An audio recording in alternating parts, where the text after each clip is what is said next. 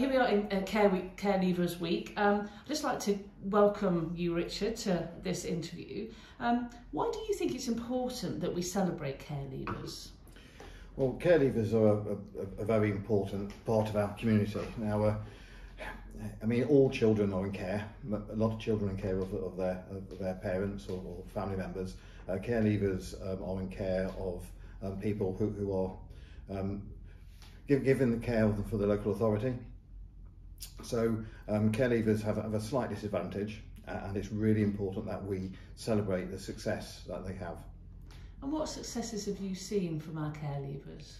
Well, I meet quite a few care leavers in various places. There's a Care Leavers Award, which I often get to present, which is great, and you can hear lots of stories about what they've achieved. I also have Care Leavers who are my co-chairs of the Corporate Parenting Board, and they are fascinating people to meet and talk to, because they've got a real passion for making changes for people who are care leavers who are following their footsteps. And as you chair the Corporate Parenting Board, what does that do for care leavers? Well, the Corporate Parenting Board is really is there so we can hear the voice of young people who've experienced care. I would say you call them care leavers, that they themselves like to be called care experienced young people. It's a term that they've chosen themselves, and they feel it more fitting. And at the board, they actually get to talk to us, they get to ask questions of officers, and we hear their experience. And everybody's experience is different, everybody's got a story to tell, everybody finds challenges and things they're successful at, and it's really great to hear that point of view. And why is it important that the council is that corporate parent? Well, the council is a corporate parent on behalf of the whole population. And it formalises that role. All councillors are all people who are employed by the council or in law, corporate parents, and it's partly our role to champion those people who are in our care, who are leaving our care. We have a responsibility to people, care experienced young people, until they're 25. And so it should help that continuity from when they're in care to when they leave care and move on with their life. And what support does the council offer care leavers? Well, it's the council's responsibility to find somebody who can care for them and look after them, provide them with accommodation. They hopefully give them some little advantages to help them along their way. So if you had one message for care leavers in your experience that you've had with them, what would that be at this time? I can think of lots of messages, but I'm just trying to think of one which is most important. I think the important message is to have aspirations. There's a lot of things which are available, and talk to people. Use the adults that they come across, from either from the local authority, from councillors or anybody. Ask them questions, find out what they've done in their lives, and make decisions. Everybody changes their minds. You know, I've often said that I don't know what I want to be when I grow up yet, and I would say that's the same with care leavers. It's use the experience of talking to lots of adults to find out what it's like. And what they want to do. A lot of young people who are about to leave care are quite concerned, this idea of this care cliff. What support is out there for them from the council?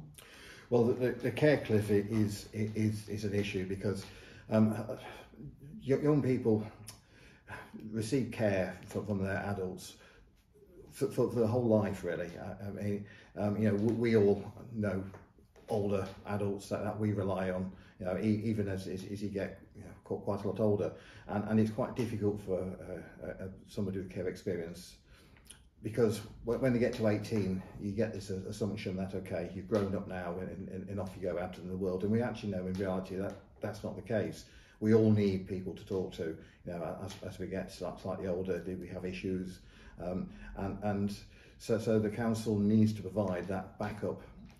Now we provide some some things to help out, like we give them sort of discount on the council tax, and we keep an eye on them until the 25.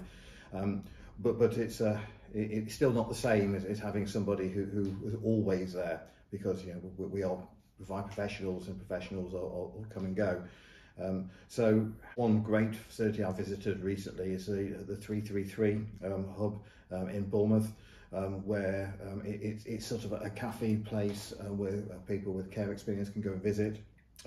They have their personal assistants who can talk to. They have training sessions there. It's somewhere they can just go and talk, get advice, meet other people, somewhere to have a coffee and a chat, and talk about those things in life, those issues which come along.